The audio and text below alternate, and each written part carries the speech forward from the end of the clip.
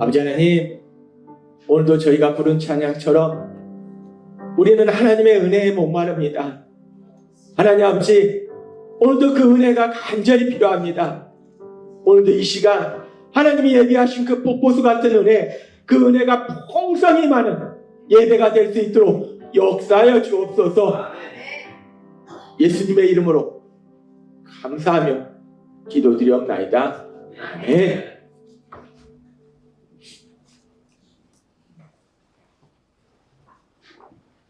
오늘 이 시간 하나님께서 우리에게 주신 말씀은 로마서 3장 20절의 말씀입니다. 이 말씀 우리가 함께 읽도록 하겠습니다. 시작. 그러므로 율법의 행위로 그의 앞에 의롭다 하심을 얻을 육체가 없나니 율법으로는 죄를 깨달음이니라. 아멘. 오늘도 이 시간 우리 사랑하신 하나님 우리에게 말씀하실 때 예배 시간마다 우리 입술을 통해서 선포하게 하신 말씀 빌보서 4장 13절 말씀 우리가 힘차게 선포하는 시간 갖도록 하겠습니다. 빌보서 4장 13절 말씀 내게 능력 주시는 나의 주님은 내가 모든 것을 할 수 있느니라. 아멘.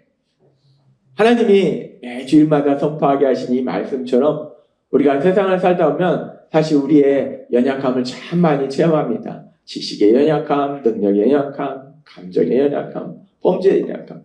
그렇게 우리가 연약함에도 불구하고 전능하신 하나님, 그런 연약한 우리 삶 속에 능력으로 역사하시니까 그런 우리가 삶 속에 그 어떤 일을 만날지라도 승리하는 모든 것을 할 수 있는 능력자로 신나게 살아가게 될 걸 믿습니다. 그 하나님이 이 땅을 창조하실 때 그리고 우리를 구원하실 때 창세기부터 우리를 구원하실 때까지 하나님의 그 생각과 길은 무엇에 있는가? 하나님은 단순히 우리를 죄에서 구원하실 뿐만 아니라 우리를 죄 없다, 의롭다 칭하실 뿐만 아니라 하나님이 우리를 하나님의 사랑받는 아들과 딸로 만들어주시고 그리고 놀라운 우리에게 복을 주시는데 우리가 이제 이 땅을 살아갈 때 하나님이신 예수님, 우리를 죄에서 구원하신 그 하나님을 닮아가는 사람, 예수님을 닮는 사람 변화되는 것, 그것이 하나님의 생각과 길이다라고 말씀하셨어요. 그래서 하나님께서 성령님을 통해서 우리 삶 속에 역사하실 때 우리가 예수님을 닮는 사람이 된다고 하면 우리가 다시 한번 기억해야 될 아주 중요한 것은 요한일서 3장 11절 말씀처럼 우리 예수님이 우리를 위하여 목숨을 버리신 것처럼 우리도 형제를 위하여 목숨을 버리는 거, 우리도 그렇게 사람들을 사랑하는 거, 희생하고 섬기는 거 아주 중요해요. 너무나 중요해요. 그러나 우리가 예수님을 닮는다고 했을 때 그런 우리 예수님을 닮는 거 너무나 중요하지만 그보다 더 중요한 게 있다고 하나님이 계속해서 말씀하시는 것이 무엇이냐? 우리가 예수님의 신분을 닮아서 우리도 하나님의 아들과 딸로 살아가는 것이요. 예수님과 하나님과 사랑의 관계를 닮아서 우리도 하나님과 사랑의 관계 속에 살아가는 거. 이것이 먼저 우리가 예수님을 닮는 삶으로 변화되는 거라. 우리가 희생하고 섬기는 건 맞아요. 우리 예수님을 닮아서 우리 희생하고 섬기는 건 맞는데 근데 그보다 먼저 하나님 우리에게 주신 것은 하나님의 아들로 신나게 살아가게 하시고 하나님과 사랑의 관계 속에서 신나게 살아가게 하시는 거 그것이 먼저 우리 예수님을 닮는 거라요. 그래서 우리가 예수님을 닮는 거 너무나 좋아요. 너무나 신납니다. 그래서 하나님께서 지난주에는 우리에게 무엇을 말씀하시는가? 우리 예수님을 닮는 것이 신분을 닮는 것이요 하나님과 사랑의 관계를 닮는 것이고 또 우리 예수님을 닮는 것은 하나님신 예수님 그 예수님의 성품을 닮는 거예요. 그러면서 그 성품을 담는 것 중에서 지난주에 중요한 걸 말씀하셨는데 하나님이 말씀하실 때 내가 거룩하니 너희도 거룩하라 라고 말씀하신 것처럼 하나님이신 예수님, 죄가 없으신 예수님, 거룩하신 예수님, 그 예수님처럼 우리도 거룩한 사람이 되라 라고 말씀하신 거예요. 근데 이 말씀이 우리가 전혀 부담스럽지 않은 것은 거룩한 사람이 된다는 것이 우리가 전혀 죄를 짓지 않는 것이 아니라 물론 우리가 예수님을 믿으니까 고의적으로 죄를 지으면 안 되겠죠. 근데 연약하기 때문에 죄를 지을 수도 있다는 거예요. 근데 그런 우리가 거룩한 사람이 될 수 있는 놀라운 비밀에 대해서 말씀할 때 우리가 우리의 죄를 자백하면 그는 미쁘시고 의로우사 우리 죄를 사하시며 우리를 모든 불에서 깨끗하게 하실 것이라 라는 말씀처럼 우리가 우리가 죄를 지었음을 회개하면 다시 한번 하나님은 우리를 깨끗하게 하셔서 우리가 거룩한 사람이 되도록 만들어 주신다라고 말씀하셨습니다. 얼마나 감사합니까? 거룩한 사람이 된다는 것이 물론 우리가 죄를 고의적으로 짓지 말아야 되지만 연약해서 죄를 지을 수도 있는데, 그런데 우리가 그 죄를 회개하면 하나님이 우리를 다시 한번 거룩한 사람으로 만들어 주신다라고 말씀하시니 너무나 기쁘고 감사하답니다. 그러면서 오늘은 이 말씀을 조금 더 깊이 들어가서 그럼 우리가 그렇게 거룩한 사람으로 살아갈 때 그 과정 속에 우리가 예수님을 믿을 때 우리에게 보내주신 성령 하나님이 있어요. 그 성령 하나님이 그러면 구체적으로 우리 삶 속에 어떻게 역사하시는가? 우리의 삶의 모든 그런 삶에 일어난 일들 속에서 성령 하나님이 역사하시는데 우리가 거룩한 사람이 되는 과정 속에는 성령 하나님이 또 어떻게 구체적으로 역사하시는가? 그 부분에 대해서 오늘 조금 더 구체적으로 말씀해 주십니다. 하나님께서 우리에게 주신 말씀처럼 우리에게 보내주신 성령 하나님이 우리 삶 속에서 능력으로 역사하실 때 그 성령 하나님이 여러 가지 역사를 하시는데 그 역사 중에서 중요한 것이 무엇이냐? 성령 하나님은 우리를 진리로, 진리이신 하나님의 말씀으로 인도하신다는 것. 성령님이 우리를 하나님의 말씀으로 인도하세요. 하나님의 말씀을 듣게 하시고 묵상하게 하시고 기억하게 하시고 그 하나님의 말씀으로 우리를 인도하시는데, 근데 그 하나님의 말씀이 우리 삶 속에서 능력으로 역사할 때 어떤 역사들이 이루는가? 많은 역사들이 이루는데 그 하나님의 말씀이 우리 삶 속에 이루는 역사 중에서 중요한 역사에 대해서 오늘 하나님이 우리에게 말씀하실 때 로마서 3장 20절은 이렇게 말씀합니다. 같이 읽겠습니다. 시작. 그러므로 율법의 행위로 그의 앞에 의롭다 하심을 얻을 육체가 없나니 율법으로는 죄를 깨달음이니라. 아멘. 이 말씀은 율법의 행위로 그의 앞에 의롭다 하심을 얻을 육체가 없다. 율법을 다 지킴으로, 하나님의 말씀을 다 지킴으로 인해서 지켜서 하나님이 너 의롭다. 너 하나도 죄를 짓지 않았네? 라고 할 사람은 아무도 없다는 거예요. 그래서 뭐라고 말씀하시냐? 아주 중요한 말씀을 하시는데요. 율법으로는, 하나님의 말씀으로는 죄를 깨달음이라고 말씀해요.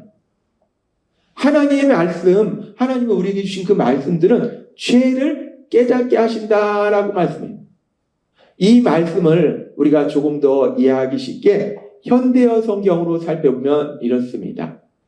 같이 읽겠습니다. 시작. 이제 여러분도 아시겠습니까? 율법이 명령하는 것을 지킴으로써 하나님 보시기에 의롭다고 인정받을 수 있는 사람은 한 사람도 없습니다. 하나님의 율법을 알면 알수록 우리 자신이 그것을 지키지 않고 있다는 것이 드러납니다. 하나님의 율법은 우리 스스로 죄인이라는 것을 깨닫게 해줄 따름입니다. 아멘.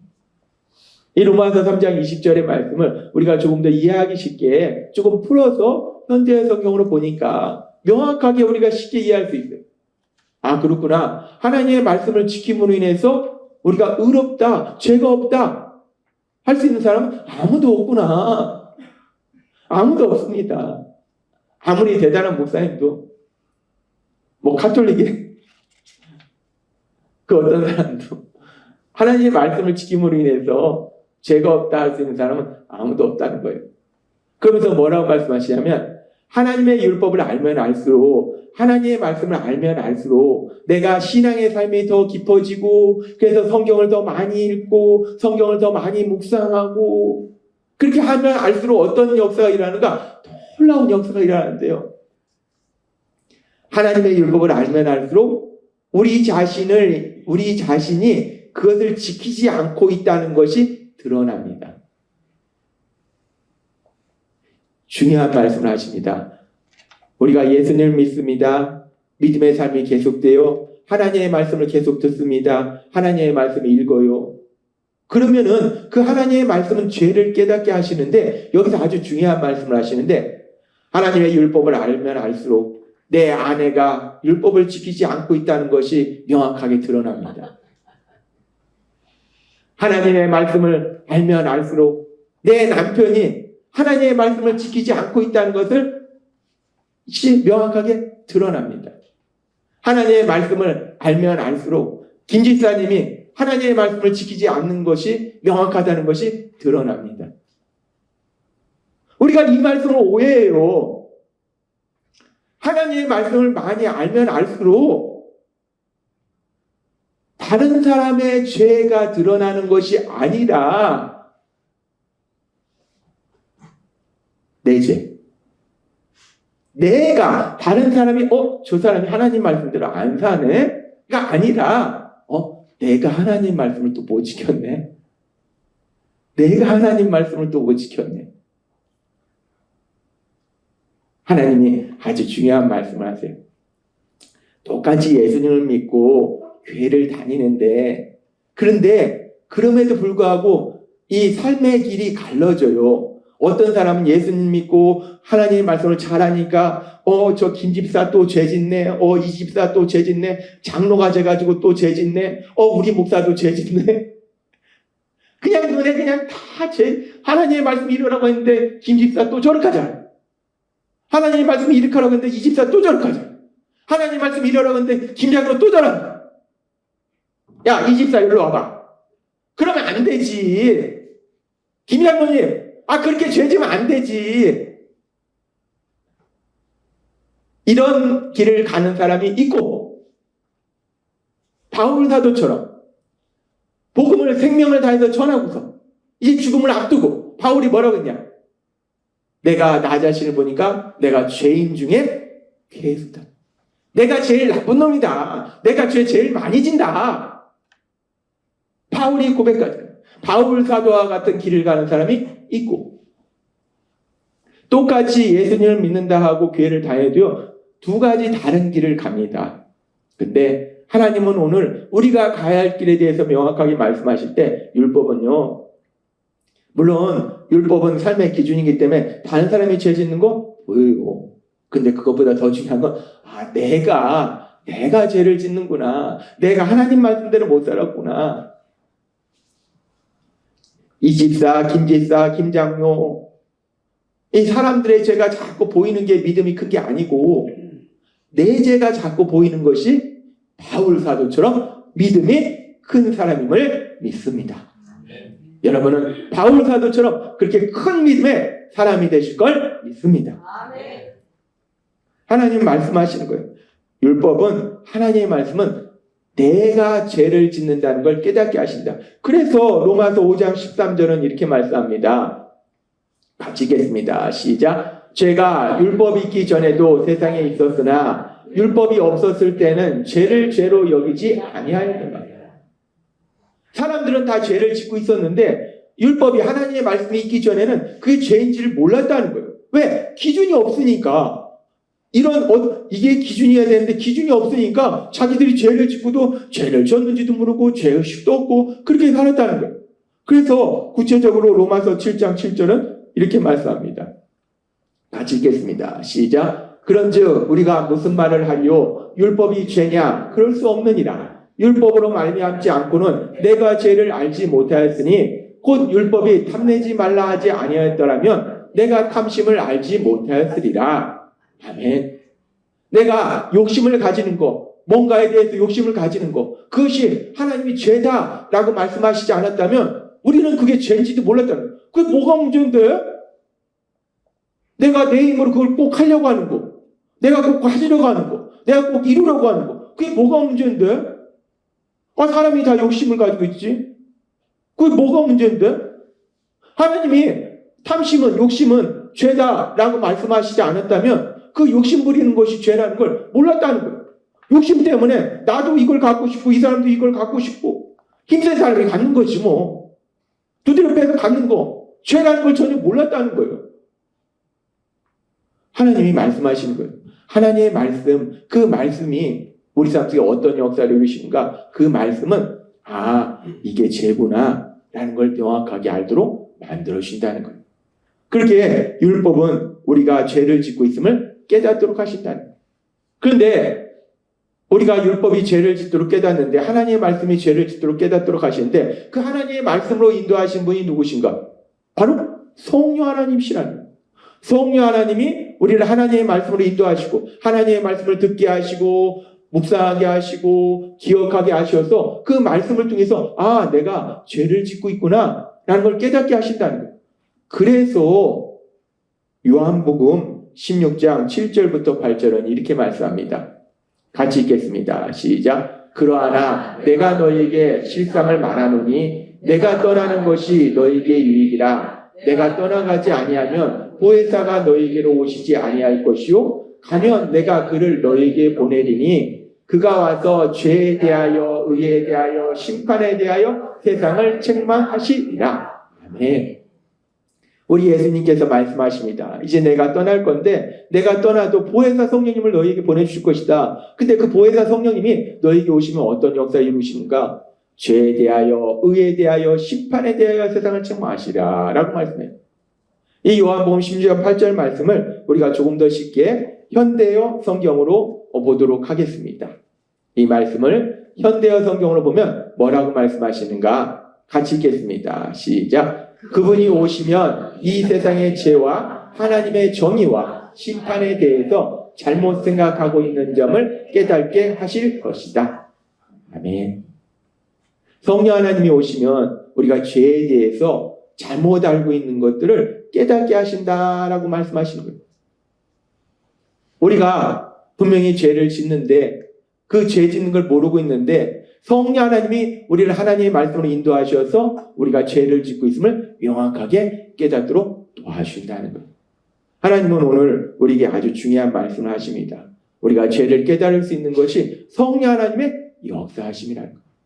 그렇게 죄를 깨달을 수 있는 것이 성령 하나님의 역사하심인데, 그런데 그렇게 우리가 죄를 깨달은 다음에는 우리 삶 속에 또 어떤 역사가 일어나는가? 우리가 이 부분에 대해서 조금 더 깊이 생각해 볼 때 하나님께서 우리에게 주신 말씀 중에서 로마서 3장 10절부터 이렇게 말씀합니다. 같이 읽겠습니다. 시작. 기록된 바 의인은 없나니 하나도 없으며 깨닫는 자도 없고 하나님을 찾는 자도 없고 다 치우쳐 함께 무익하게 되고 선을 행하는 자는 없나니 하나도 없도다. 아멘. 하나님 말씀하십니다. 이 세상 사람들을 하나님이 볼 때는 다 죄를 짓고 있다는 거예요. 그래서 로마서 3장 23절은 명확하게 말씀하실 때 뭐라고 말씀하시냐? 로마서 3장 23절 같이 읽겠습니다. 시작. 모든 사람이 죄를 범하였음에 하나님의 영광에 이르지 못하더니. 아멘. 하나님 말씀하십니다. 모든 사람이 죄를 지었다라고 말씀하세요. 이 사람도 죄를 짓고 이 사람도 죄를 짓고 이 사람도 죄를 짓고 나도 죄를 짓고 이 사람도 죄를 짓고 이 사람도 죄를 짓고 이 사람도 죄를 짓고 나는 죄를 안 짓고 완전히 사단한테 잡힌 겁니다. 뭐 성경에 보면 사단한테 잡혀서 막 미친 사람도 나오고 눈 멀고 귀 먼 사람이 나오는데 눈 멀고 귀 멀은 거예요. 진리를 보지 못하고 진리를 듣지 못하고 더 중요한 건 자기 자신을 알지 못하고. 하나님은 말씀하십니다. 모든 사람이 죄를 지었다라고 말합니다. 그렇게 이 세상 사람들은 다 죄를 지었어요. 하나님이 세상을 창조하신 다음에 아담과 죄를 짓고 그 뒤에는 계속해서 죄를 짓는다는 거예요. 그렇게 사람들이 죄를 짓는데, 그런데 재밌는 것은 그렇게 죄를 짓는 것을 사람들이 깨닫는가? 이 사도행전에 보면은 아주 재밌는 말씀에 대해서 나오는데, 이제 우리 예수님이 우리를 죄에서 구원하시기 위해서 십자가에 돌아가시고 이제 부활하신 이후에 예수님이 약속하신 것처럼, 하나님이 약속하신 것처럼 오순절날 성령님이 예수님을 믿는 사람들에게 임하세요. 놀라운 역사가 일어나요.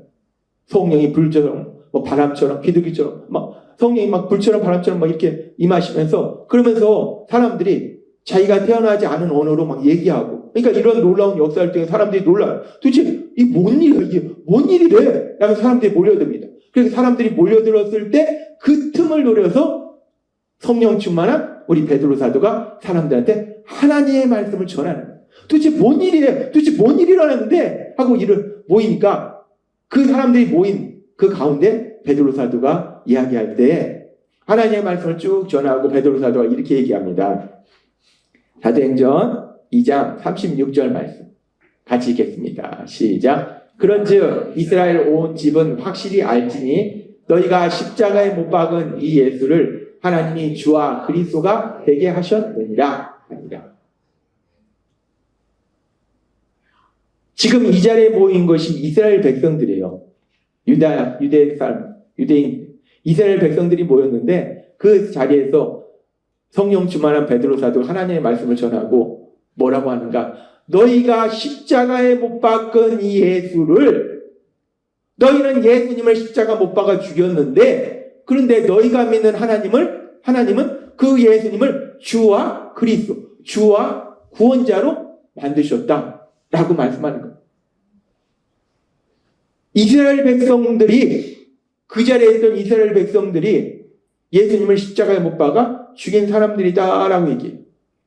근데 사실 우리가 성경을 보면 예수님을 십자가 못 박아 죽이도록 판결한 것은 로마 총독이었던 빌라도였어요. 그리고 예수님을 십자가 못 박은 당사자들은 누구냐면 로마 군인들이었어요. 근데 성령 충만한 베드로 사도는 뭐라고 하냐면 이스라엘 백성들이 예수님을 십자가 못 박아 죽인 것이다 라고 얘기한다는 거예요. 십자가형을 판결한 것은 총독이고 직접 수행한 것은 로마 군인인데 왜 베드로 사도는 이스라엘 백성들이 예수님을 십자가에 못 박았다라고 주장하는가? 성경에 보면은 예수님이 십자가에 못 박히는 그 장면에서 누가복음 23장 21절부터 이렇게 말씀합니다. 같이 읽겠습니다. 시작. 그들은 소리질러 이르되 그를 십자가에 못 박게 하소서, 십자가에 못 박게 하소서 하는지라. 빌라도가 세 번째 말하되 이 사람이 무슨 악한 일을 하였느냐? 나는 그에게서 죽일 죄를 찾지 못하였나니 때려서 놓으리라 하니 그들이 큰 소리로 재촉하여 십자가에 못 박기를 구하니 그들의 소리가 이긴지라.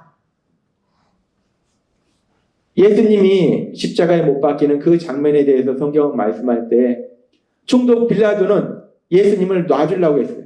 두려웠어요. 자기가 아내 한 얘기도 있고 두려웠어요. 예수님을 보니까 뭔가 비상한 사람, 두려웠어요. 그런데 지금 이스라엘 백성들은 예수님을 시기 질투한 그 대제사장 무리들, 종교 지도자들,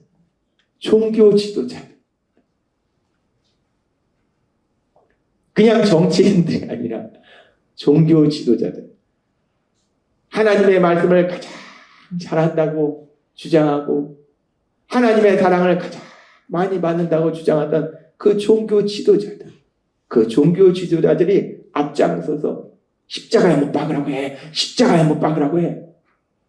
그러니까 아무것도 모르는 백성들은 십자가에 못 박으라. 십자가에 못 박으라. 참 바보 같죠. 자기들 구원하시기 위해서 이 땅에 오셨는데 종교 지도자들이 그렇게 뒤에서 충동한다고 십자가에 못 박아라, 십자가에 못 박아라 소리치요. 참 바보 같아요. 근데 그 사람들만 바보 아니에요. 2000년이 지나서 지금도 여전히 그와 비슷한 일들은 수없이 일어납니다. 인간은 여전히 연약해요. 그때나 지금이나 그렇다. 어찌됐든 간에 지금 그들이 십자가에 못 박으라, 십자가에 못 박으라. 그러니까 지금 베드로 사도는 명확하게 얘기할 때 물론 예수님을 십자가에 못 박도록 판결 내린 건 빌라도고 그리고 실질적으로 그 일을 수행한 것은 로마 군인이지만 그러나 그 예수님을 십자가에 못 박도록 한 것이 누구냐? 바로 이스라엘 백성이다 라고 얘기하더라는 거예요. 예수님은 자기 백성을 죄에서 구원할 자이십니다. 사람들을 죄에서 구원하시기 위해서 이 땅에 오셨어요. 근데 그 구원자이신 예수님을 이스라엘 백성들이 십자가에 못 박아 죽이도록 만들었다는 엄청난 죄를 진 겁니다. 그냥 좀 사기치고 도둑질하고 사람 때리는 정도가 아니라 하나님이신 예수님, 자기들 죄에서 구원하시기 위해서 오신 그 예수님을 십자가에 죽여버려라, 못 박아라 라고 한 것이 이스라엘 백성 엄청나게 큰 죄를 지었어요. 무지하게 큰 죄를 지었어요. 그런데 그렇게 큰 죄를 진 이 사람들이 그래서 사도행전 2장 36절에 이렇게 말씀합니다. 그런즉 이스라엘 온 집은 확실히 알지니 너희가 십자가에 못 박은 이 예수를 이라고 얘기해요.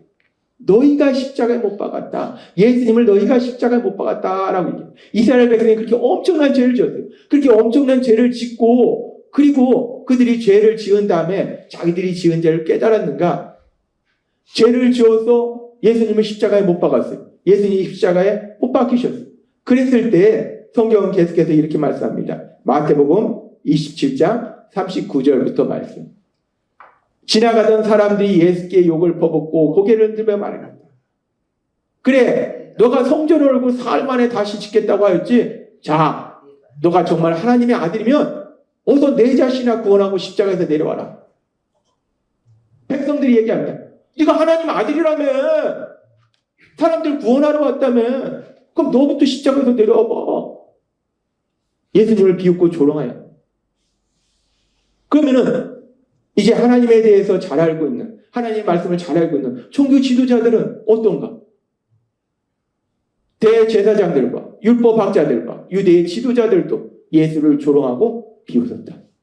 남은 구원한다면서 자신은 구원하지 못하는 분. 그래, 유대인의 왕이라고? 십자가에서 내려와 보시지. 그럼 우리가 믿겠다. 계속해서 43절에 이렇게 말씀합니다. 하나님을 믿고 있다니 하나님께 풀어놓아 그 증거를 보여주시라고 해.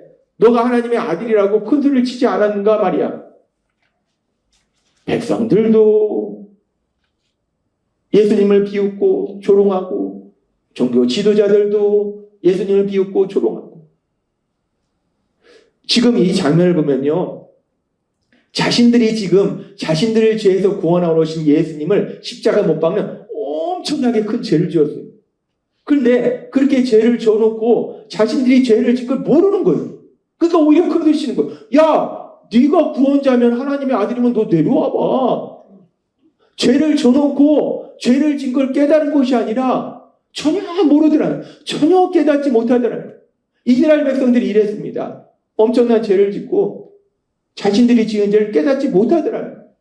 그런데 이렇게 이들이 자신들이 지은 죄를 깨닫지 못했는데, 그런데 이제 오순절날 예수님을 믿는 사람들에게 성령님이 임하시고 성령님의 강력하신 역사하심이 일어나기 시작하니까 이제 성령 충만한 베드로 사도가 사도행전 2장 36절의 말씀처럼 같이 읽겠습니다. 시작. 그런즉 이스라엘 온 집은 확실히 알지니 너희가 십자가에 못 박은 이 예수를 하나님이 주와 그리스도가 되게 하셨느니라 하니라. 아멘. 베드로 사도가 성령 충만함으로 너희가 십자가에 못 박은 이 예수를 하나님은 주와 그리스도가 되게 하셨다라고 선포를 했어요. 그러니까 예수님을 십자가에 못 박으라, 십자가에 못 박으라 해서 예수님이 십자가에 못 박혔을 때까지도 자기들이 어떤 죄를 지었는지 전혀 깨닫지 못하던, 아니 오히려 당당했던, 의로웠던 그 사람들의 반응이 어떤가? 그 당시와는 전혀 다른 180도 바뀐 반응이 나타나더라는 거예요. 어떤 반응이 나타나는가? 사도행전 2장 37절은 이렇게 말씀합니다. 같이 읽겠습니다. 시작. 그들이 이 말을 듣고 마음에 찔려 베드로와 다른 사도들에게 물어 이르되 형제들아 우리가 어찌할꼬 하거든. 아멘. 성령 충만한 베드로 사도를 통해서 전해지는 하나님의 말씀을 듣고 성령님이 강력하게 역사하시니까 이들이 뭐라고 하냐면 그들이 이 말을 듣고 마음에 찔려. 마음에 찔렸다는 것은 우리가 엄청난 죄를 졌구나. 우리가 무서운 죄를 졌구나. 자신들이 지은 죄를 깨달은 거예요. 그렇게 자신들이 지은 죄를 깨달으니까 이들이 뭐라고 하냐면 베드로와 믿음의 사람들에게 그럼 우리가 어찌할꼬? 두려운 거예요. 예수님을 십자가에 못 박아라 소리치고 예수님이 십자가에 못 박혀서 죽임당하신 그 순간에도 백성들도 대제사장들도 그 예수님을 비웃고 조롱했는데 자신들이 얼마나 큰 죄를 졌는지를 전혀 깨닫지 못했는데 이제 오순절날 성령님이 강력하게 역사하시니까 하나님의 말씀이 그들에게 전해지고 그 말씀을 들으면서 그들이 마음에 찔린 거예요. 죄를 졌구나. 엄청난 죄를 졌구나. 무서운 죄를 졌구나. 그럼 우리가 어떻게 해야지? 물어보는 거예요.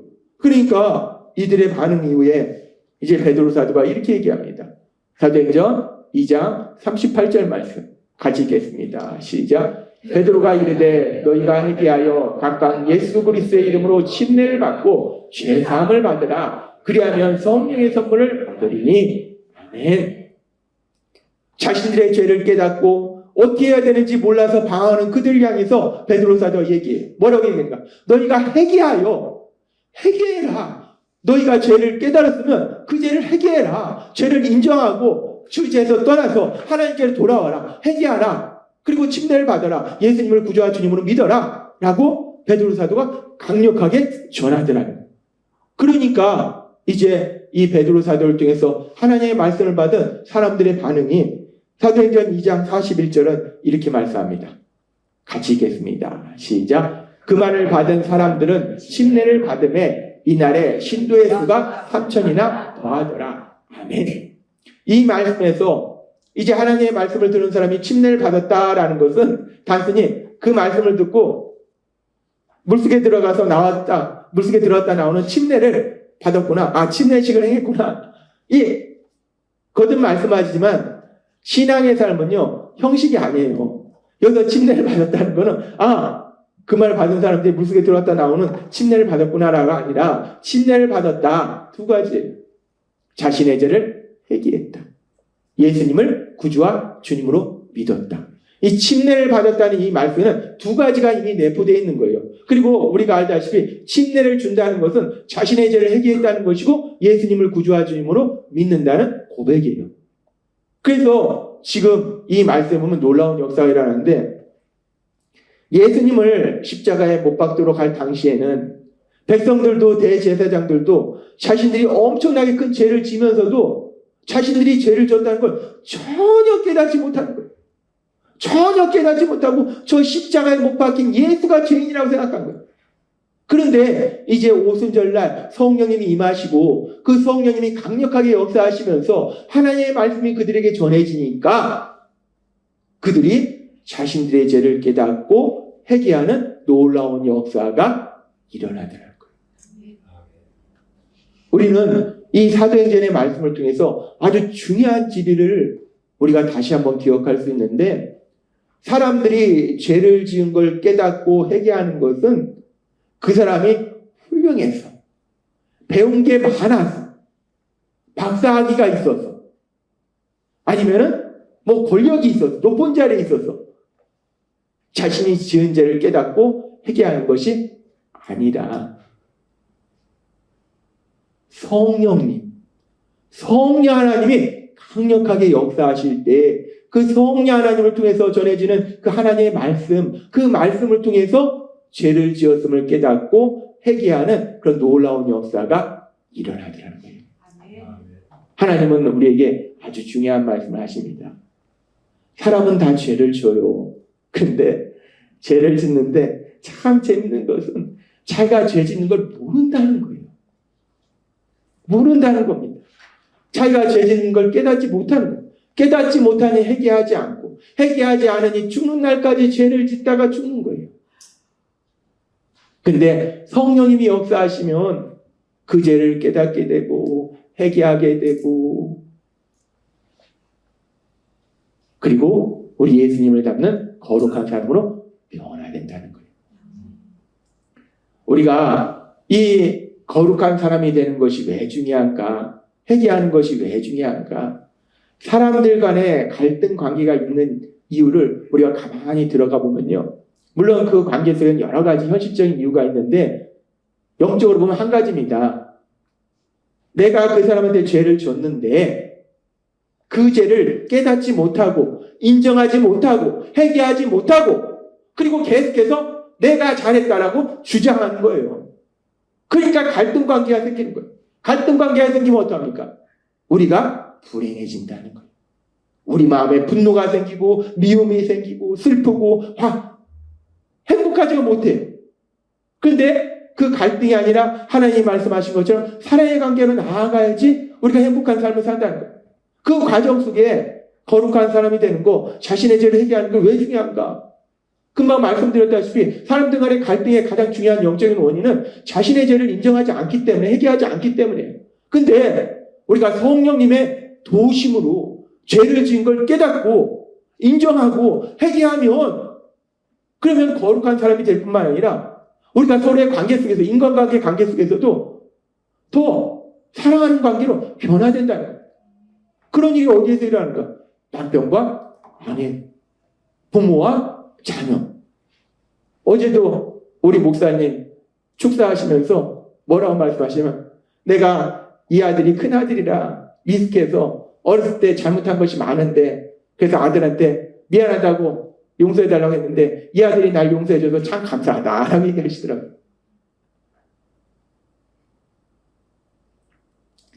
부모가 자녀를 사랑합니다. 많이 사랑해요. 사랑하는 건 맞는데 그렇다고 자녀한테 상처를 안 줬는가? 아닙니다. 저도 자녀한테 상처를 줬어요.